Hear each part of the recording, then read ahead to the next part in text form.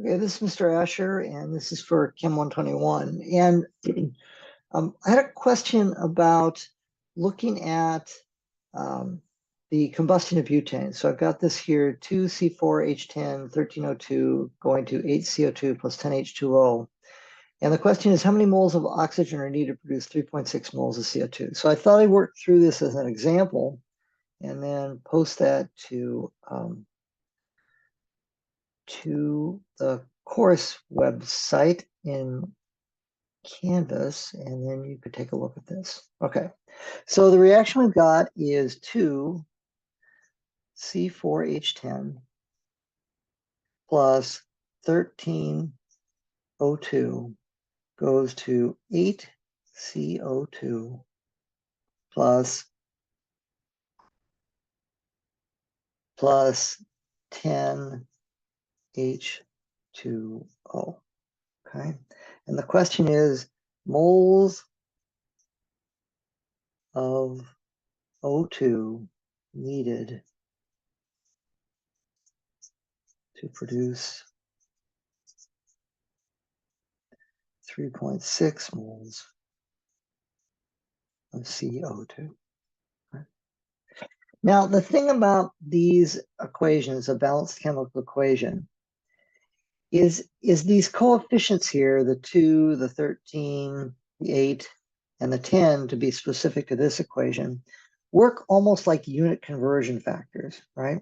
And so what they're telling us is, for example, that for every 8 moles of CO2, we chewed up 2 moles of C4H10, right? So this is now our conversion factor between moles of CO2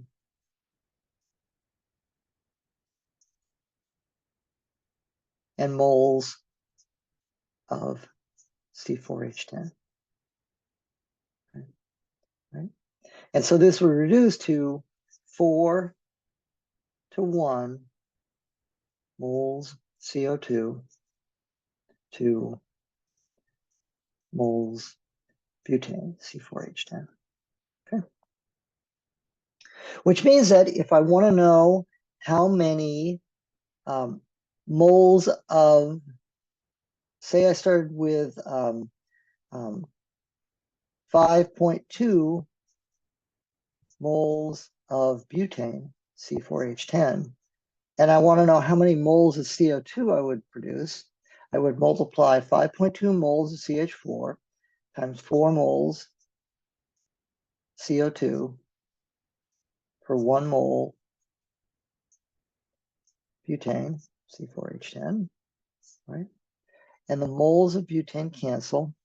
And now all I have to do is multiply the coefficient by 5.2. So 4 times 5.2 is 20.8 moles of CO2 are produced, right?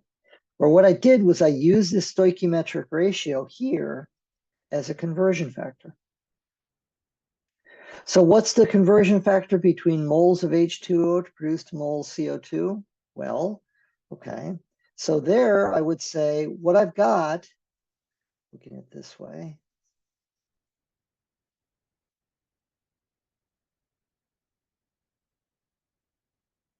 is I have 3.6 moles of CO2. And so the conversion factor I want to change that into moles of oxygen is moles oxygen divided by moles of CO2. And now all I have to do is I just have to put the coefficient out that's out in front of it. And I have 13 moles of oxygen divided by 8 moles of CO2. Right? And so then I would just do this math. And I would get 3.6 times 13, which is 46.8, divided by 8. I suppose I put this, and this is moles oxygen times moles CO2 divided by moles CO2, right? Because I get 1 mole of CO2 in the denominator, 1 in the numerator. They cancel, and that leaves me with 5.85 moles of O2. And all I did here was I used these numbers, these coefficients, to set up my unit conversion factors. For example, if I wanted to know how many moles of oxygen, moles O2 were needed to produce 8.5 moles of water, H2O, right? So I would have 8.5 moles water, H2O, and the conversion factor in this case is going to be 13 moles oxygen divided by 10 moles H2O. Right? And now I just can grind through that, and 8.5 times 13, I'm going to try and do that in my head, is 110.5 divided by 10, and this is now have units of moles of O2, which is equal to 11.05 moles of O2. Okay. Hopefully that's clear. And that's how you work with these coefficients on the reaction, is they work sort of like unit change ones, so that if you know the moles you want, you can figure out what the conversion factor is by setting it up like this, and then picking the coefficients that you need there out of the ballast chemical equation. Okay, I'm going to stop there. Hopefully that's helpful. Hopefully you find that useful, and I will talk to you later.